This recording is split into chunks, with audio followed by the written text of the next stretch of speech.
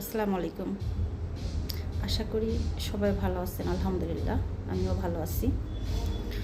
তো এই যে সাবানটা নিয়ে আসলাম আপনাদের মাঝে।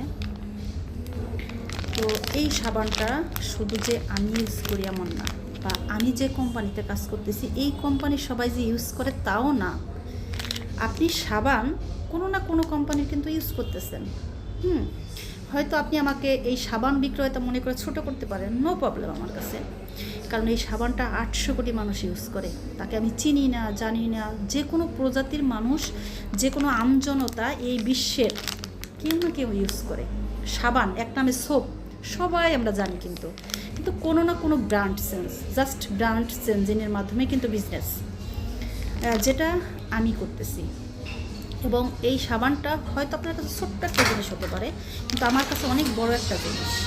এবং আমি ইউজ করতেছি, এবং আমার এখান থেকে আমার পরিবার ইনকাম পাবে, আমি ইনকাম পাবো।